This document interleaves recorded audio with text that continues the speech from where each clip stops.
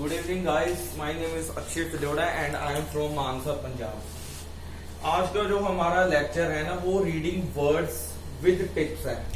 जैसे कि हमने देखा है आजकल कि जो आइल्स का एग्जाम होता है उसमें जो रीडिंग की वोकैब होती है और जो रीडिंग का मॉड्यूल होता है वो सबसे डिफिकल्ट माना जाता है।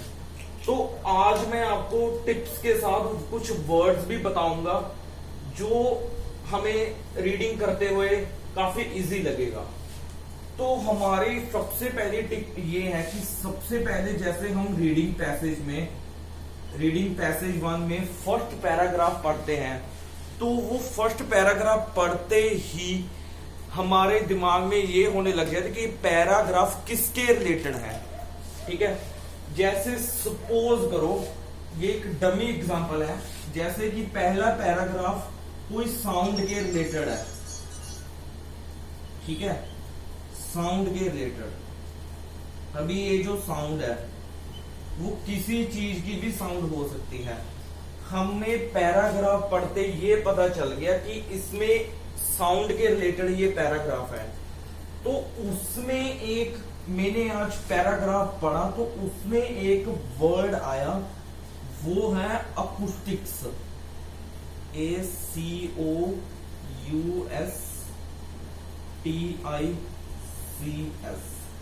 अकूस्टिक्स। अच्छा, ये हमारा वर्ड है अकूस्टिक्स। ये साउंड के रिलेटेड है। अभी ये जो हमारी नॉलेज है वो अधूरी होगी कि अकूस्टिक्स जो है वो साउंड के रिलेटेड है। अभी कौन से साउंड के रिलेटेड है हमने ये पैराग्राफ पढ़ने के बाद पता होना चाहिए। जैसे कि अकूस्टिक्स जहां पे पढ़ा होगा इसके आसपास जो आपने पैराग्राफ पढ़ा होगा वो पढ़कर पता चल गया होगा कि ये जो अकूस्टिक्स है वो कौन से साउंड के रिलेटेड है। जो अकूस्टिक्स होता है वो साउंड के रिलेटेड तो होता ही है वर्ड अकूस्टिक्स, लेकिन ये जो वर्ड होता है वो साउंड होता है कि म्यूजिक सिस्टम का साउंड, डीजे सिस्टम का साउंड, उसके रिलेटेड होता है ये। जैसे कि आपने कहना हो कि last time I went to my friend's birthday party and I recognised that the acoustics of sound is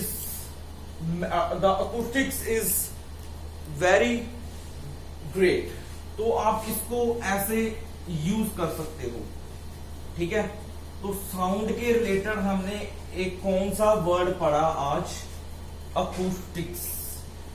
ये हमने वर्ड पढ़ा अकूस्टिक्स। और जो मैंने एक टिप दी कि पैराग्राफ, ये जो पैराग्राफ हम पढ़ते हैं ना ये तो हमें खुद ही रिकॉग्नाइज करना पड़ता है कि पैराग्राफ किसके रिलेटेड। अभी दुनिया में इतनी सारी रीडिंग्स है वो मैं बता नहीं सकता कौन सी रीडिंग कौन सी आएगी कौन सी नहीं आएगी। तो पैराग्राफ को ध्यान से पढ़ने के बाद जो आपका दायरा है वोकैब रीडिंग की, उसमें जो मीनिंग्स होते हैं वो आप डिक्शनरी में देखा करो। और काफी सारे जो मीनिंग्स होते हैं वो रिपीट भी होते हैं। तो इसलिए मैं आज ये लेक्चर आपके लिए लेके आया हूं, रीडिंग के वर्ड्स विद रीडिंग टिप्स। ठीक है, हमने पहला वर्ड क्या पढ़ा, acoustics, which is related to sound. जो हमारा दूसरा वर्ड है, ठीक है, वो है एरिड, ARID, एरिड। एरिड का मतलब क्या होता है? हमने एक पैराग्राफ पढ़ा जिसमें एक वर्ड आया एरिड। तो आसपास एरिड के जो लाइंस होगी वो यही होंगी कि yes this area is arid and all arid. तो सपोज करो यहां पे एक राजस्थान की एग्जांपल ले लो, राजस्थान, RAJASTHAN। ठीक है, एरिड का मतलब क्या हो गया यहां पे, ड्राई। एरिड का मतलब हो गया ड्राई। अभी ध्यान से सुनने की कोशिश करना। राजस्थान मैंने क्यों लिया, क्योंकि ये सबसे एरिड एरिया है। Arid means dry. क्योंकि पैराग्राफ पढ़ते हुए हमारे दिमाग में एरिड वर्ड आएगा। एरिड वर्ड कैसे आएगा? क्योंकि हमें तो सपोज करो हमें तो पता नहीं है एरिड का मतलब, तो हमें पढ़ते पढ़ते थोड़ा बहुत ये भी पता होना चाहिए कि एरिड जो है वो किसके रिलेटेड है। वो ड्राई, जैसे कि हमने कहना हो कि Rajasthan is an arid area, lots of cities in Rajasthan are arid. तो ऐसे हम एक पर्टिकुलर वर्ड को रिकॉग्नाइज करते हैं रीडिंग करते हुए, और ऐसे ही हम रीडिंग की जो वोकैब है वो ऐसे ही सीखते हैं। ठीक है, हमने 2 वर्ड पढ़े आज।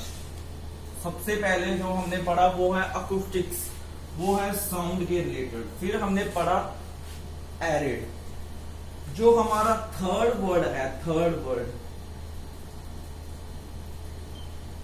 वो है उडल्स, OOOD,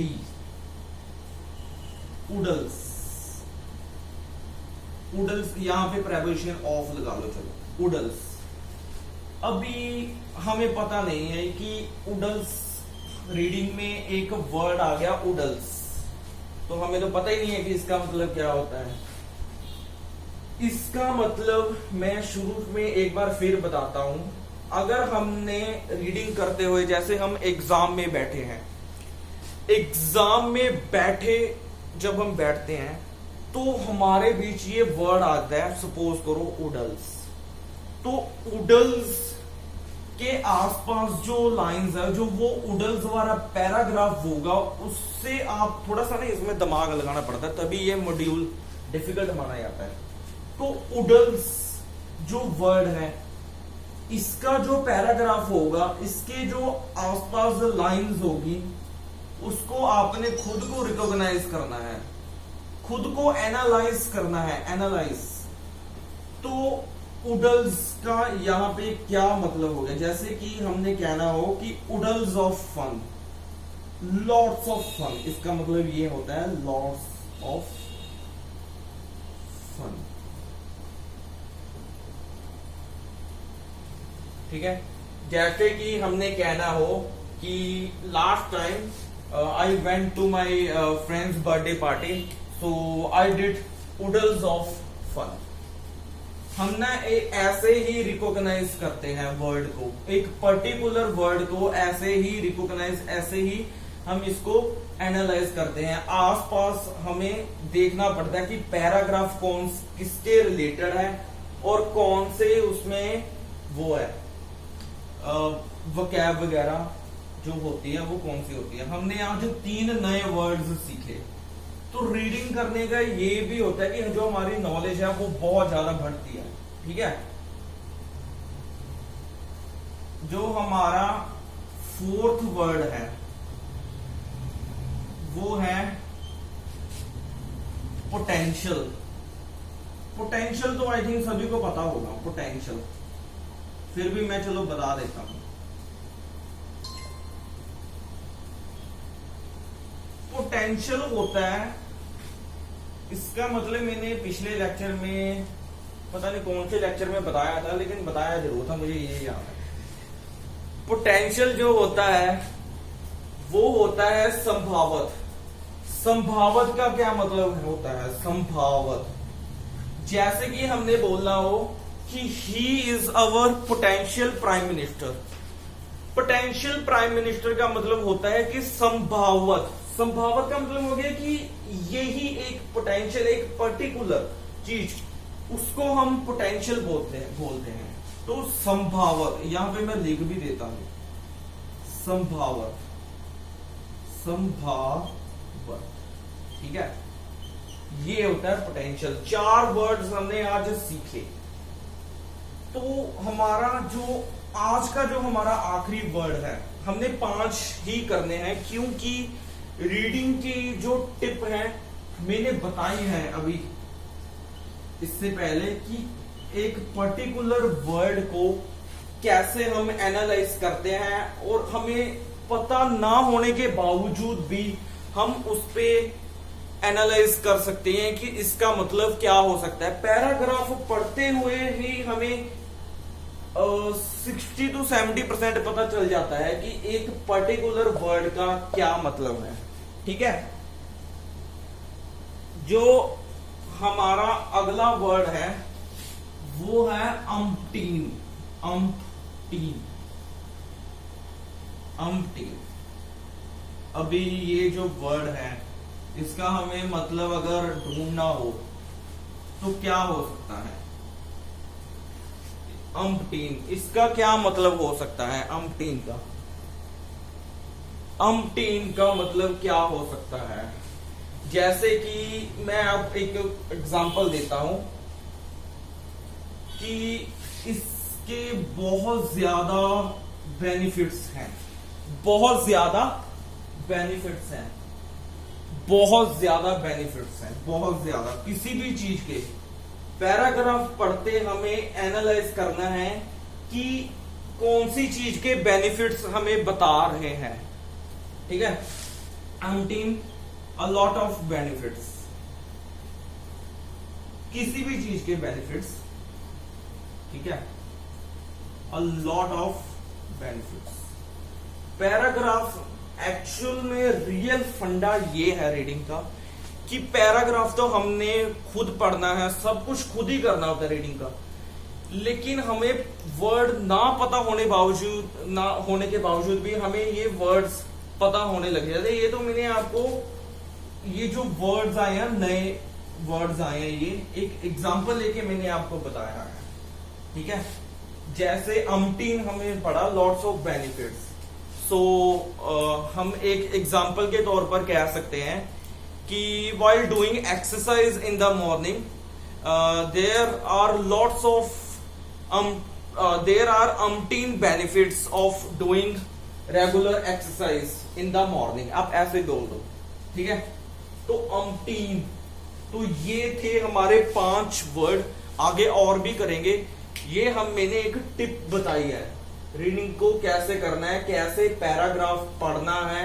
ध्यान से पढ़ना होता है, बिल्कुल कंसंट्रेशन से, और उसमें जो वर्ड्स होते हैं उसकी जो मैं ये रीडिंग की सिर्फ वर्ड्स के साथ टिप्स बताए हैं। अभी एमसीक्यू होते हैं, ट्रू फॉल्स होते हैं, उसके जो टिप्स होते हैं वो मैं आगे वाले लेक्चर में बताऊंगा। तो ये था हमारा आज का लेक्चर। तो thank you so much for your patience and please do subscribe my channel for your notifications. So thank you so much. Okay ji.